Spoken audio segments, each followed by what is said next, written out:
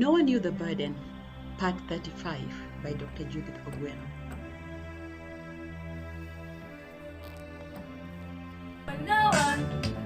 Burden Song. No one knew the burden. No one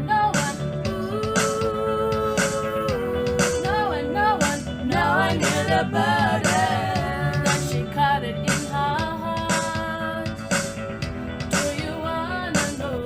Someone I know. Are you curious? So curious to get to know. Listen to the narrative.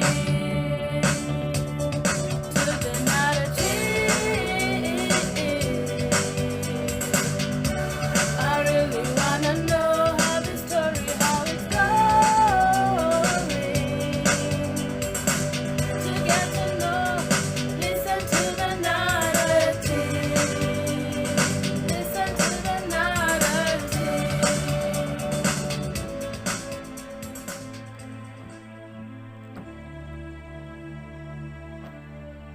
Dad, let's go for supper. Marlo was at the door calling out to him. Richard stood up and went to open the door. He could not believe how real his dream had been. Richard opened the door and Marlo came in.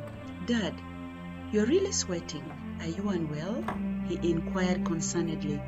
No, son, I'm fine. It's nothing really. Let us go and enjoy ourselves. Richard enjoyed the meal with his stepson Marlo. He knew the young man depended on him for advice as well as adored him. Oftentimes, he wondered whether he was worthy to receive all that love and care from his stepson. After taking delicious dessert, they moved to the area around the swimming pool.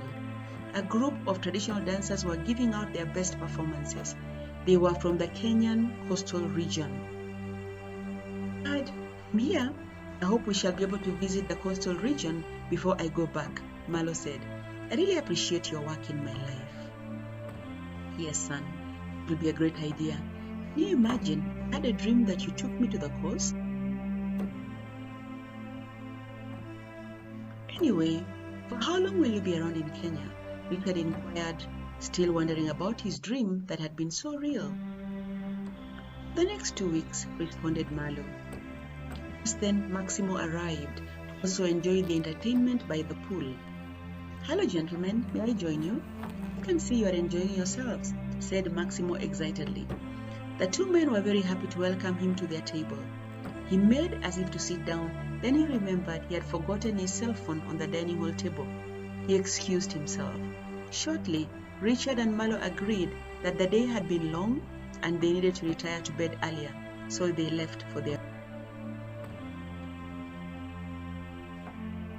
I shall try and get in touch with my dad tomorrow when I have plenty of time, Maximo thought. He got down to completing some work that was pending. He always felt manacled by his work. The next day, Marlo and Maximo kept interacting during the meeting. At one point, Marlo asked Maximo if he knew of a good hotel in Mombasa where he and his father could take a rest for a few days. Maximo replied that he knew myriads of them and that the next day they would meet and organize for that. The following day went well, and because they were so exhausted, Maximo chose to have his supper in the room instead of going to the dining hall. At least tomorrow afternoon, I shall get in touch with my dad. I want to give him a big surprise.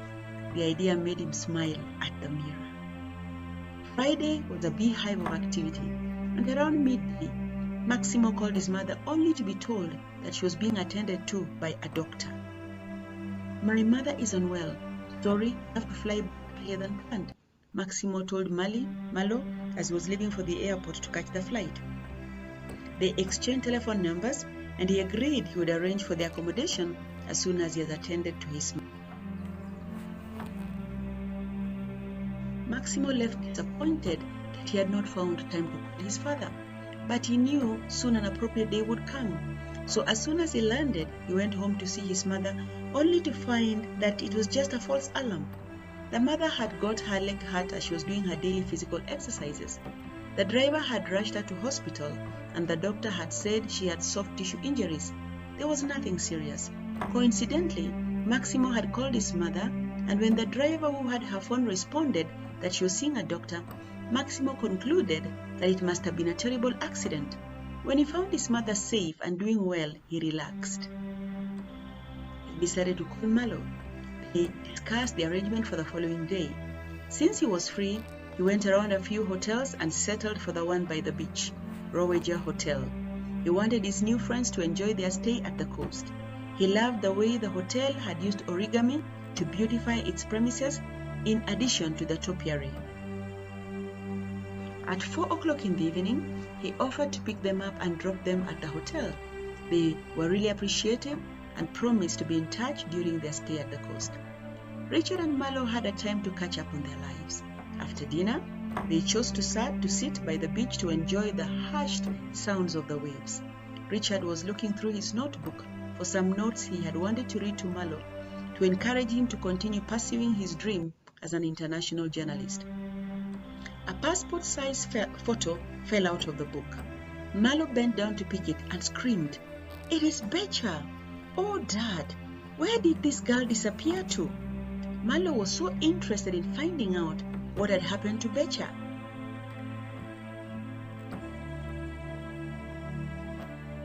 "Oh, son, I thought you had forgotten about her and moved on," Richard commented emotionally. That girl was so pretty and good-hearted. It has been many years, but I've never forgotten about her. "Now, let's sit down and prepare to listen," Richard urged Malo.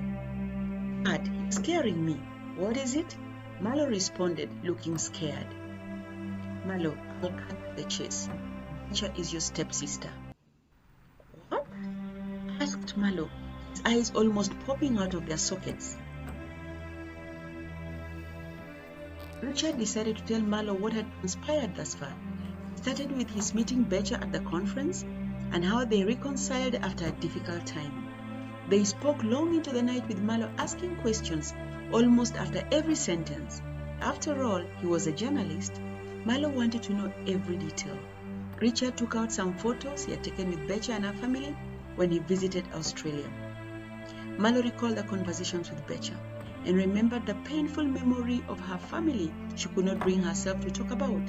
He recalled her smile in spite of the pain she would be experiencing in the hospital and many other things they had talked about. At night, as he went to sleep, Malo knew that one day he would write a biography of his stepfather. His life had been one full of escapades. He recalled how Richard had come into their lives when they had been ostracized, his short stay with their mother, his change of heart and character, and how finally he had come back into their lives when they needed his support. He could not help but thank God that he had interacted with Richard, a man whose life was proof that there are second chances in life. That night, Malo dreamed that he was back in Kisumu and his mother was telling him to soldier on strongly with his ambitions. The next day was a Sunday, which was spent in church and touring the coastal region. At around 4 in the evening, Maximo decided to pay them a surprise visit. For more, join me next time. Remember, Jesus loves you dearly.